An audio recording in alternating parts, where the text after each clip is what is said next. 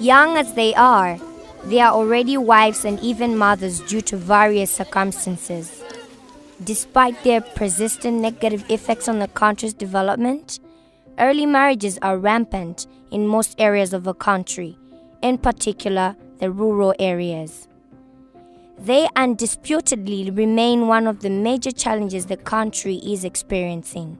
Cultural practices and beliefs, teenage pregnancies, increased school dropout rates, poverty, and lack of role models are among the major contributing factors to their increase. As one way of reducing early marriages in the country, the United Nations Population Fund, UNFPA, and the European Union, EU, from 2012 to 2016 supported the Ministry of Gender, Children, Disability and Social Welfare to implement a program called Gender Equality and Women Empowerment Program, GEWE. The project was aimed at promoting equal opportunities and reducing gender inequalities between men, women, and youth. GEWE intervention exposed more cases of child marriages and also campaigned to send back to school all girls that were married off whilst at the age of going to school.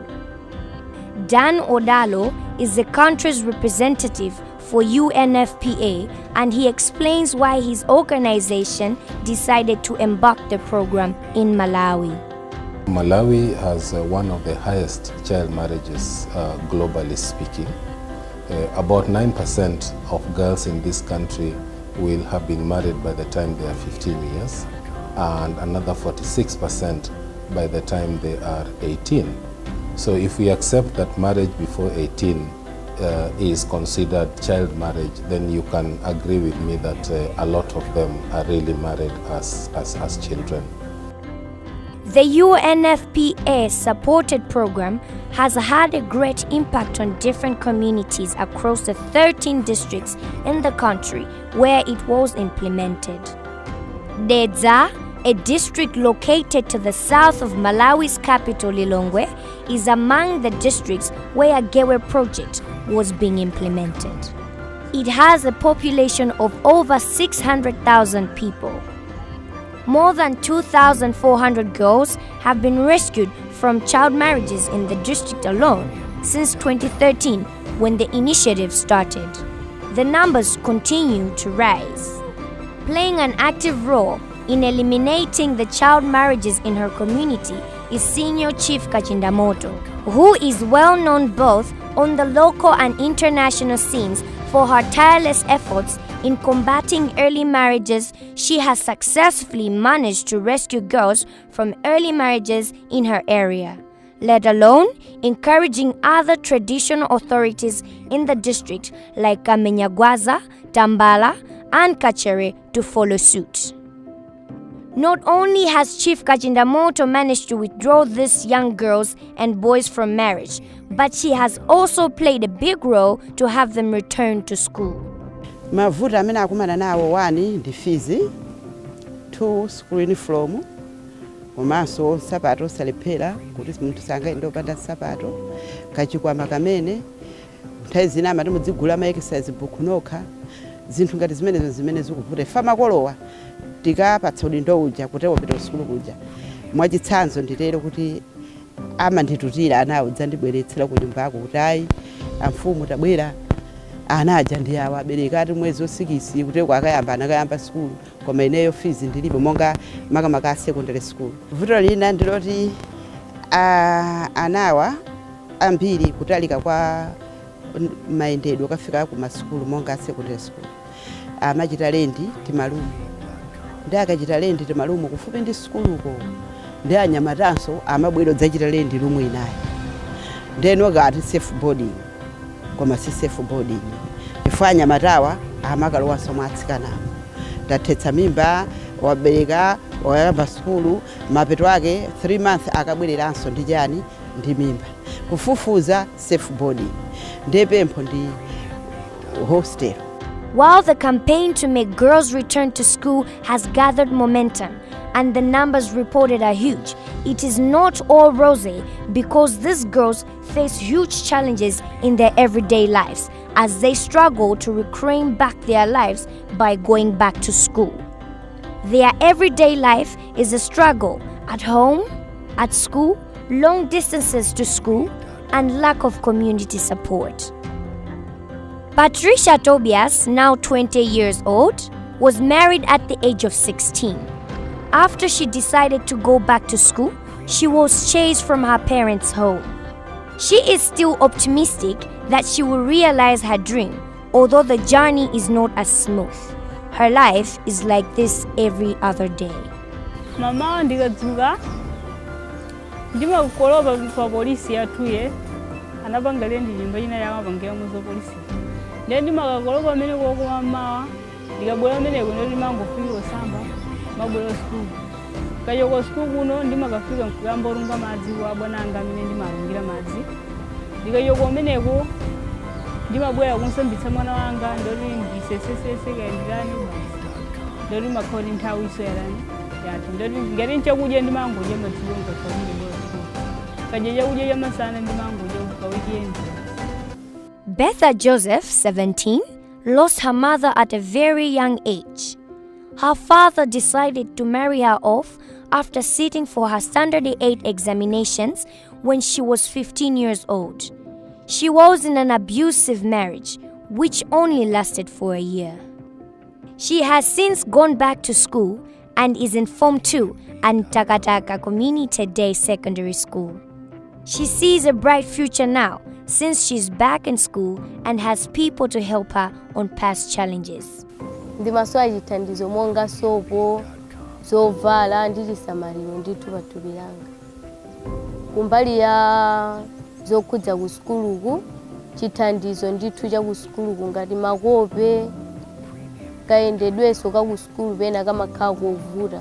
Chifukwa kuno kupena kamaliza ntchito mochedwa ndi mathoyenda pasi umene kuja pena makapeza zoti anzanga mpaka ali maphunziro nde atatithandizako ndithu mbali mwina amayendedwe waso.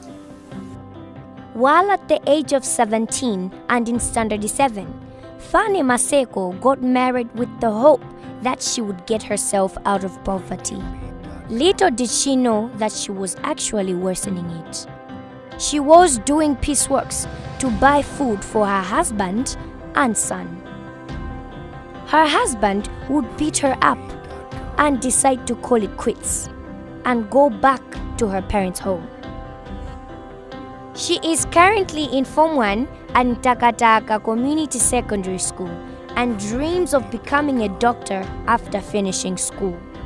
She walks almost 8 kilometers to school and it takes her an hour to walk to school every day.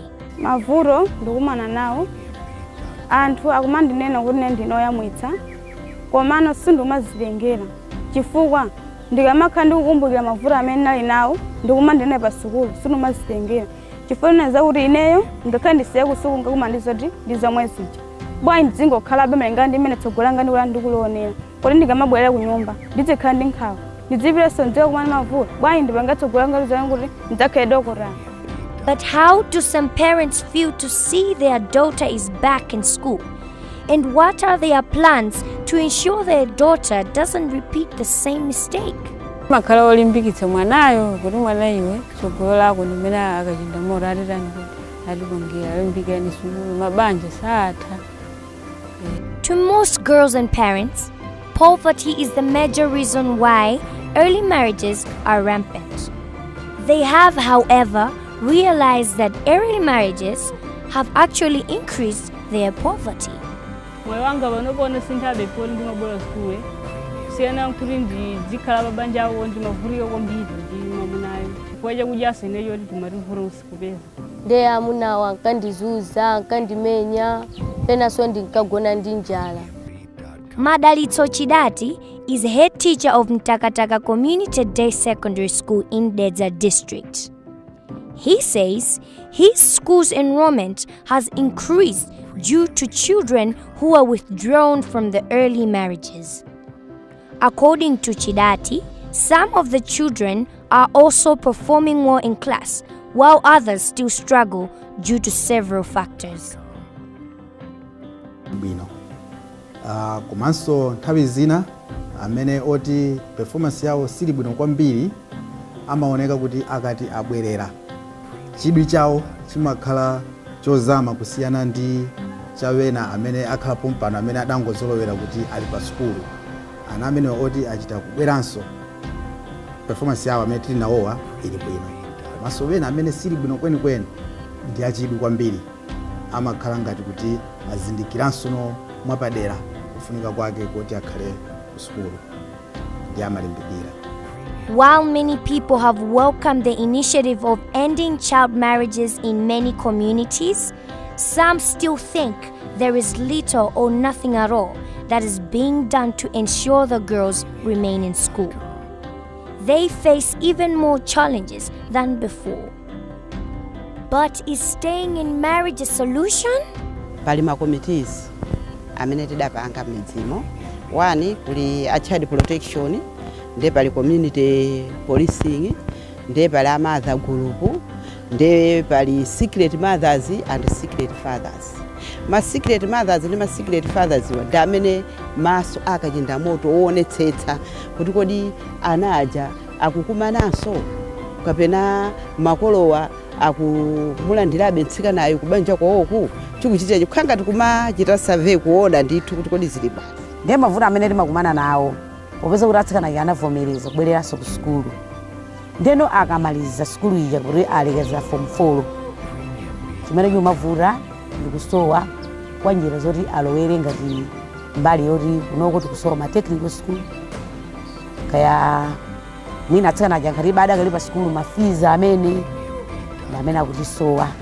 Ife amadha group mwina akuti meserabe komabe zumarivutabe makamaka timaona kuti mwina mwakafema amadha group lakha kuti mwina tili ndi business tikhoza be kambali kamodzi kumatani kumatengabe komana kwakukulu timangudalira agogo omwewo kuti akapeza kandalama amathaso tengapo ana awiri atatu kumalipirira. Komana vuto lalikulu kwenikweni ndikusowa kwa ma technical school kuti atsikana akamaliza sukulu atha umaona china chochita. In the campaign to end child marriage, there still exists a huge gap to ensure the girls remain in school. Being withdrawn from marriage and sent back to school is just the starting point of empowering a girl. There's still a little more to be done.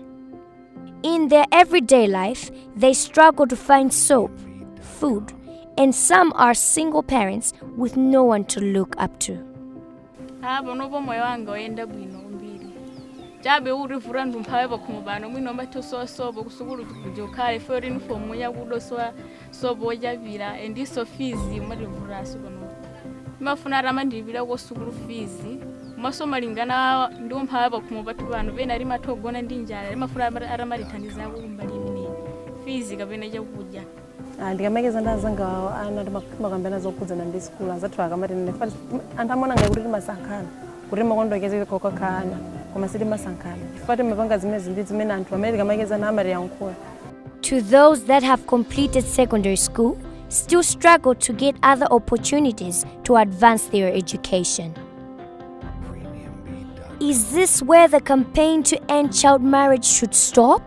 Girls are not very keen to go back to school, but there are efforts to make sure that school is attractive and to promote girls to go back to school. So there is that readmission program, and we also have mother groups in the community who encourage the girls that this is not the end of the world.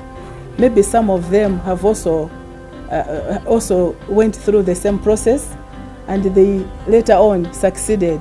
They survived and went back to school.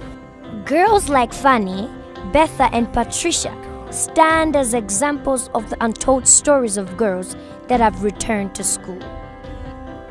At UNFPA, based on what we have learned in Gewe project, we believe that more investment is required in the girl child beyond being withdrawn from marriage and put back in school.